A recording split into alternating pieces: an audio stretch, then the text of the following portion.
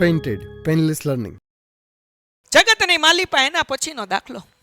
જેની ઊંચાઈ 8 મીટર. હું કીધું પાછું? હું કીધું? ઊંચાઈ. ઊંચાઈ એટલે એલ કે એચ? એચ. તો આપણે લખી નાખીએ એચ બરાબર 8. પાયાની ત્રિજ્યા 6 મીટર એટલે ત્રિજ્યા એટલે આર બરાબર 6 મીટર. હોય તેવા શંકુ આકારના તંબુ બનાવવા માટે 3 મીટર પહોળા કાપડની કેટલી તાલપત્રીની જરૂર પડે? હવે જો અહીંયા તમે કાપડ જોયું ને, કાપડ એ બાપુ આમ તમે શર્ટનું કાપડ લેવા જાઓ કે પેન્ટનું કાપડ લેવા જાઓ, આમ ટાંકામાંથી કાપડ કાઢે, આમ ખબર છે કે નહીં? એની લંબાઈ વધે, એની પહોળાઈ વધે. કાપડમાં તો પહોળાઈ ફિક્સ જ હોય કે નહીં? જેટલું જોતું એટલું તમને કાપડ કેવું મળે? લાંબુ મળે. સમજાય કે ન સમજાય? કાપડ તમે કઈ પહોળાઈ પછી તમારે વધારવી હોય તો બે કાપડ ગોતવીને વચ્ચે શું કરવી પડે? સિલાઈ માળવી પડે. સમજાણું કે ન સમજાણું? તો કાપડ આવું હોય, એ ભાઈ દે આમ કાપડ આવું આમ લંબચોરસ હોય, હે ને? આમ ટાંકો હોય, ટાંકો આમ ટાંકો હોય, આવી રીતના હોય ને કાપડનો ટાંકો. ને આમ કાપડ શું થાય? આમ ખેંચીને જેટલું જોતું હોય એટલું આપણને આપે. તો એની પહોળાઈ ફિક્સ હોય, લંબાઈ જેટલી હોય એટલી વધે. તો પહોળાઈ આપણને આપેલી જ છે. કેટલી કીધી ભાઈ? 3 મીટર પહોળું. કાપડની લંબાઈ આપી જ છે. કેટલી છે ભાઈ? 3. આપણે લંબાઈ ગોતવાની છે. આપણે શું ગોતવાની? લંબાઈ. તો એકચ્યુઅલી આમ કાપડ હું આમ કાઢું, આમ જો તો આ લંબચોરસ બુક થઈ ગઈ, હે ને? કાપડનો ટાંકો છે પણ કાપડ એમાંથી છૂટું પડે એટલે એ કેવો ટુકડો થઈ ગયો?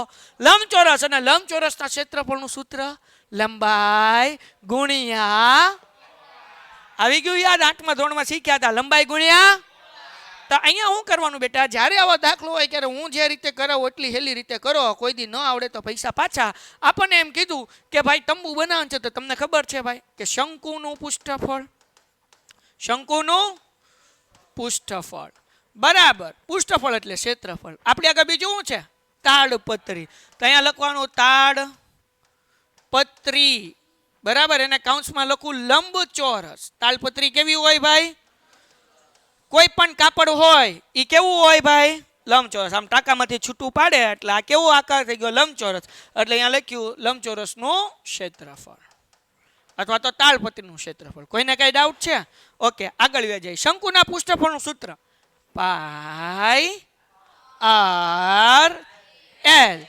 તાડપત્રીનું ક્ષેત્રફળ તો કે લંબાઈ ગુણ્યા પહોળાઈ. કોઈને કઈ ડાઉટ? હવે આપણને હું કીધું 3 મીટર હોય શંકુ આકાર બનાવવા માટે 3 મીટર પહોળી કેટલી તાડપત્રીની જરૂર પડશે? એટલે આપણે લંબાઈ ગોતવાની છે. તાડપત્રીની શું ગોતવાની છે? ગોતી નાખીએ. હાલો 2 મિનિટ થાય. બોલો પાઈની જગ્યાએ કેટલી કિંમત મૂકું? પણ 1 મિનિટ 3.14 તો આપણે મૂકીએ, પણ આપણને સૂત્રમાં શું જોશે? આપણી આગળ છે શું? તો પહેલા તો એલ ગોતવો પડશે ને. એલ નું સૂત્ર શું છે ભાઈ? હમણાં હું ભૂલી ગયો. એલ વર્ગ બરાબર આર વર્ગ વત્તા એચ વર્ગ.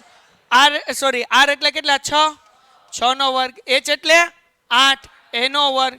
6 નો વર્ગ 36, 8 નો વર્ગ 64. થાય કે ન થાય? તો એલ સ્ક્વેર બરાબર 36 અને 64 કેટલા થાય? 100. તો એલ વર્ગ બરાબર કેટલા મળ્યા? 100. 100 નું વર્ગમૂળ.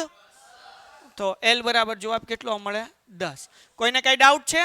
અહીંયા આપણને બાકી મીટર આપ્યું એટલે આપણે શું લખવાનું? મીટર. હજી એક વખત બેટા, આર 6 હતો એટલે 6 નો વર્ગ, એચ 8 હતો 8 નો વર્ગ, 6 નો વર્ગ 36, 8 નો વર્ગ 64, 64 માં 36 નાખો એટલે 100 થાય અને 100 નું વર્ગમૂળ 10 થાય. કોઈને કઈ ડાઉટ છે? ઓકે, હવે કિંમત મૂકીએ.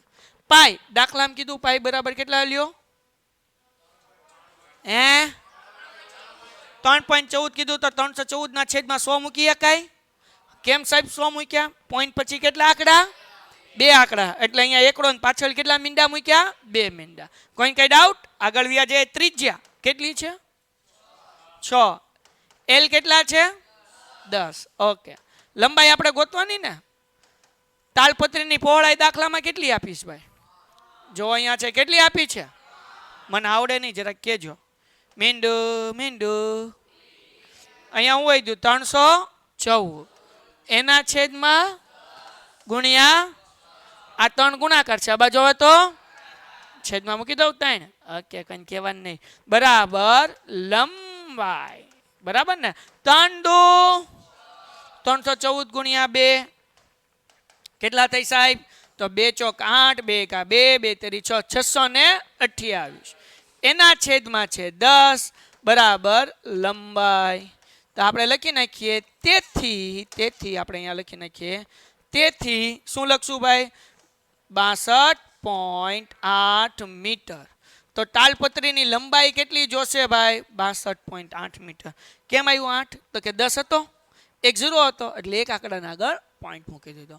તો કેટલી તાલપત્રીની જોશે આપણને લંબાઈ? તો કે ભાઈ 62.8. ઓકે, અહીંયા લગી બધાને સમજાઈ ગયું ને? કેટલો જવાબ આવ્યો? 62.8. ઓકે, હવે આપણને એમ કીધું માની લ્યો કે સિલાઈના માપ અને કાપકૂપ થવાના બગાડમાં લગભગ 20 સેમી જેટલી વધારાની તાળપત્રી વપરાય છે. 20 સેમી શું કીધું? વધારે. ઓકે, કરી નાખીએ જાગુસ ને બધાય. શું લખું છું? કુલ આપણને શું જોવે છે? કુલ કેટલી તાળપત્રી જોશે? પત્રી બરાબર 62.8 વત્તા આપણને એમ કીધું કાપકૂપ માટે કેટલું જોશે? સેમીને મીટરમાં ફેરવું એટલે 20/100. મીંડું ઉડી ગયા. 62.8 એમનેમ 2/10 એટલે જવાબ કેટલો આવે? 0. હવે 62.8 વત્તા 0.2 પોઈન્ટ નીચે પોઈન્ટ આવવું જોઈએ, ધ્યાન રાખવાનું. 8 ને 2 12 કેટલા થાય દેવજાણી? 8 ને 2 12 થાય. કેટલા થાય? 10 થાય. ઠીક, પોઈન્ટ એમનેમ વધી પડી 1, 2 ને 1 3, છગડો એમનેમ એટલે જવાબ કેટલો આવ્યો? 63 મીટર. દાખલો પૂરો થઈ ગયો. Painted, Painless Learning.